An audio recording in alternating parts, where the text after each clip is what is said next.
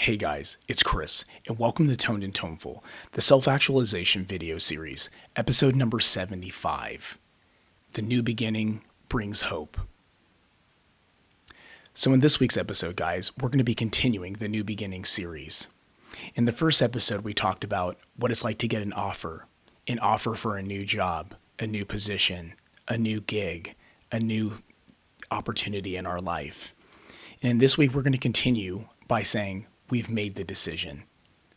We've decided that we are going to move forward with our new opportunity. But with this new opportunity comes a lot of things. Some of it's really positive. Some of it is ambiguous, where we're thinking about how we feel about it, what different things are happening. And some of it is even negative. But all these things together bring the new honeymoon phase that is going to be happening as we enter the phase of our new opportunity. So in this episode, we're going to go over how the new beginning brings hope, but at the same time, how to maintain that hope so we don't lose it in the sort of new chaos and the new, intricate details that we're going to now have to take on in order to make this work.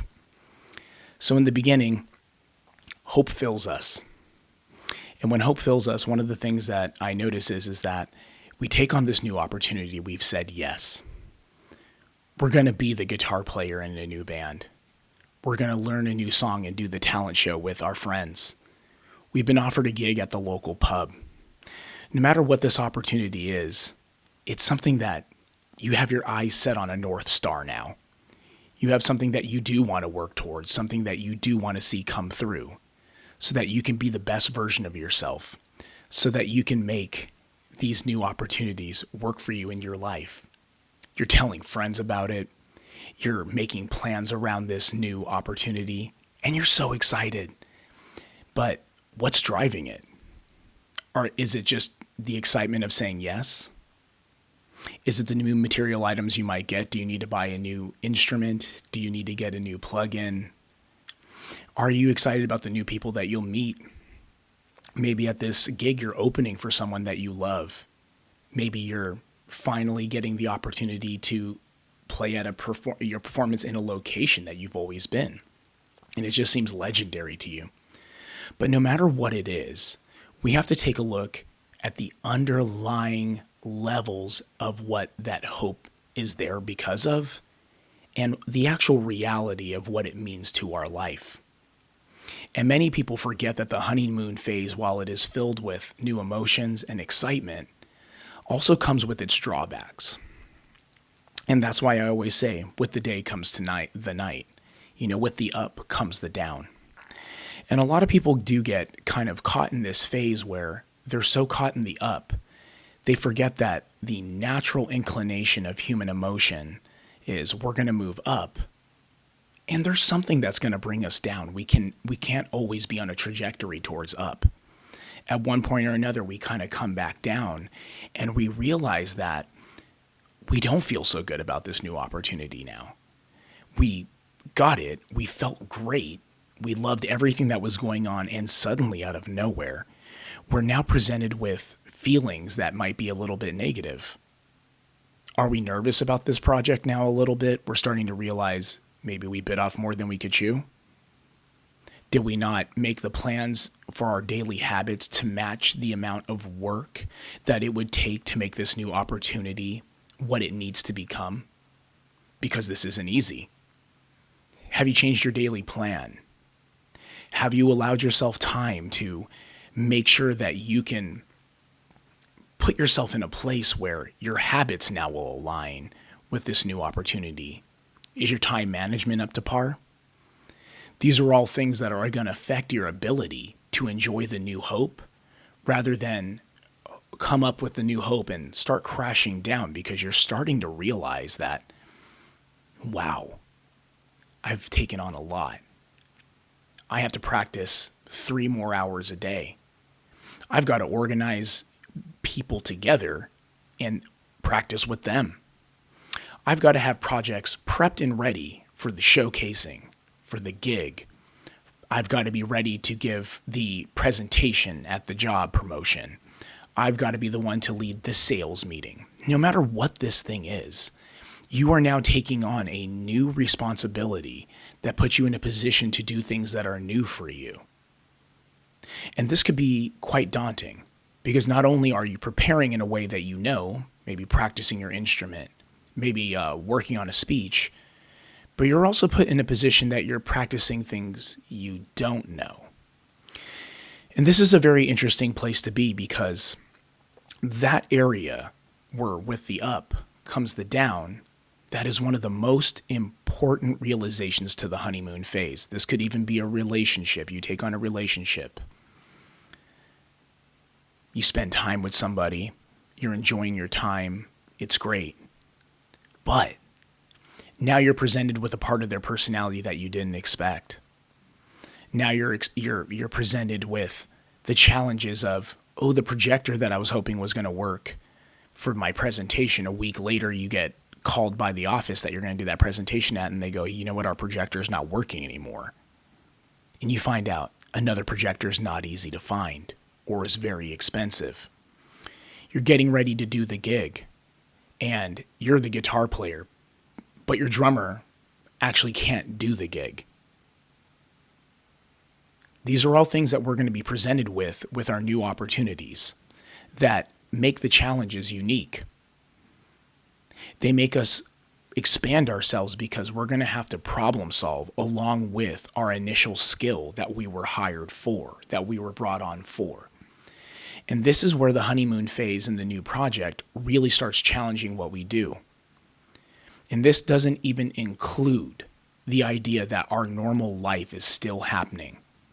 Are you still taking care of yourself properly? Are you still eating your meals on time? Are you still working out? Are you still taking on the regular activities that you already had that filled your life normally? And most of all, sleep if you want quality performance. So you're taking on all these new things and you're excited about it, but the excitement is fleeting. And now you're left in a position where you must understand that your hope for the new project must also be fueled by a realistic sense of what is it going to take for me to maintain not only my emotional stability, but also keep the project on track, on time, so that this opportunity blossoms into something that takes you where you want to go. Nothing is worse than taking on a project and finding out that you're the band that cancels on the day of the gig because you can't do it. You know, nothing's worse than that Instagram post, hey guys, we're really sorry, but we're pulling out of today's gig. Our singer is sick, and they don't sound good at all. I hope you guys understand, can't wait for next time. Or being the person who shows up at the meeting and you look unprepared. You're giving your presentation. The people who are around you don't really understand what you're saying. The results do matter. But the results don't matter in a way that it's about the reward. The results matter because it's a reflection of what you put into the process. And no different than looking for the reward, we must also be putting effort into the process to maintain the honeymoon phase. And a lot of us forget that in our new hope, in our new excitement, no matter what the reasoning is behind it, that we must maintain our mental stability so we can move forward in a way that we can present that for others. That this opportunity was a place to show our art to others. It was an opportunity to showcase our ability to put together something that makes sense and grows something. Because every process that we work through, the reward is in the reflection of what happens at the end. The reward isn't in a financial salary. It might be. You might get a raise at your job. That's great. But do you want to maintain that raise? You might have this new gig now, but it's not about the gig itself. It's about the pub owner going, you know, you were so good. I'm going to tell this other bar about you, and can you come back next month on the second Thursday as well? And you think, oh, I had a Tuesday gig. Thursday's a lot better. We're working towards the weekend. These are all the things that you want to be working towards when we're building up our consistent ability to enjoy the honeymoon phase. And those who seem to enjoy their lives the most, whether again it's an opportunity, a relationship, a new, position that they're taking on, is that they're able to put perspective on their daily inputs so that they can make the process better every day for the thing that they're trying to take on, and make it not only more beautiful and fun and full of, organization that they need, so that they can see that reflection. If we're disorganized and we're not sleeping a lot, and we take the first couple weeks to work on a project and we burn out, how good are you really doing? Or if you kind of take the new project on and you go, okay, I'll work on that later, I'll deal with it later. And a week before the gig, now you're trying to scramble and put everything together and you realize you can't. These are the things that I wanted to keep in mind for this episode, because maintaining that new hope for the new beginning makes more new beginnings. When we allow ourselves to be relaxed in the process and enjoy each part of it, the universe can bring you more of what you're already enjoying and what you love.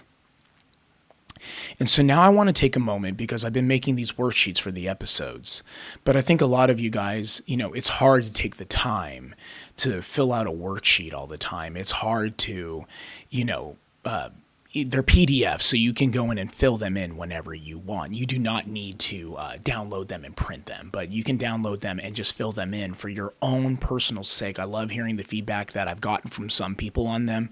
There's not too many people doing them, but I am getting a few of them every week, and I'm happy. That's what this is for. It's about self-actualization. We're about trying to grow ourselves.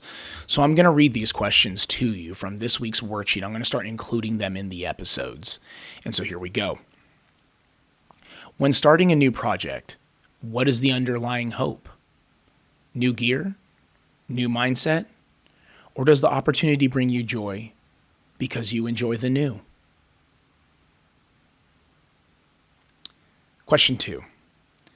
When you realize the responsibility of this new project, you will notice other parts of your life might seem dull or troublesome. What causes this? Time management? Busier day-to-day? Dismissing current relationships?